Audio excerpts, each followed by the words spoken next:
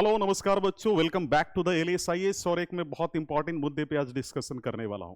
प्यारे बच्चों, 7 ऐसी चीजें हैं जो आपको नहीं करनी है एग्जामिनेशन के दौरान। अगर आप 71st बीपीएससी मेंस के एग्जामिनेशन को क्वालिफाई करना चाहते हो तो 7 ऐसी चीजें जिसको बिल्कुल मत करना। पहला, यहां पर जो मैं बोल रहा हूं, अगर मैं बोल रहा हूं कि 7 ऐसी चीजें बिल्कुल नहीं करना है, अगर मैं कह रहा हूं तो इसके जस्ट अपोजिट ये सोचना है कि यार इसका और क्या सॉल्यूशन हो सकता है।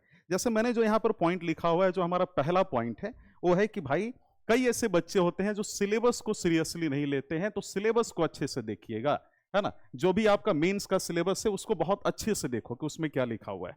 दूसरा जो मोस्ट इंपॉर्टेंट पॉइंट है, पीवाईक्यू देखो, है ना। पीवाईक्यू एनालिसिस करो कि क्वेश्चन कहां से सबसे ज्यादा आया है। आप समझ पा रहे होगे बात को। इसके बाद जो मोस्ट इंपॉर्टेंट चीज है आप उसको देखिए, रिवीजन अच्छे से कीजिए। चूंकि बीपीएससी में प्रीलिम्स और मेंस में लगभग सेम सब्जेक्ट्स हैं, तो रिवीजन अच्छे से करो। इनरीच द कंटेंट पे आप अपना जो है ध्यान दीजिए, इनरीच द कंटेंट पे ध्यान दीजिए।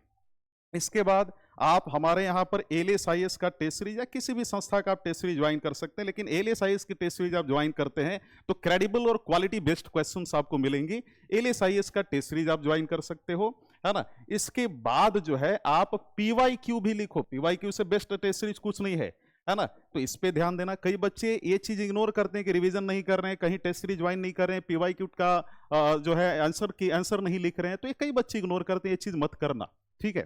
तो आप एलएसआईएस का जो टेस्ट सीरीज और पीवाईक्यू टेस्ट आप दो। इसके अलावा जो है आप अपना जो है कोशिश करो कि करंट अफेयर जो है एलएसआई का हमारा जो मंथली मैगजीन आता है उस पे फोकस कीजिए, उसको अच्छे से कर लीजिए आप।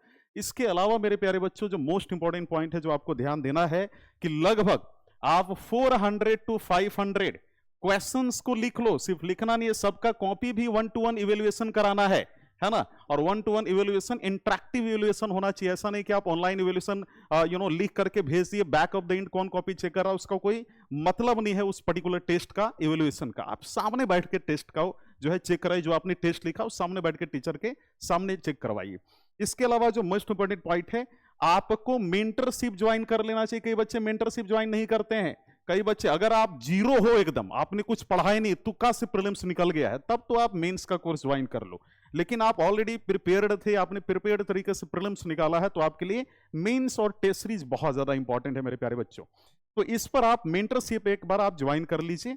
डेली आंसर राइटिंग प्रैक्टिस करो, it's very important. Daily answer writing practice करो, है ना। ये बहुत ज्यादा जरूरी है। डेली आंसर राइटिंग प्रैक्टिस कीजिए।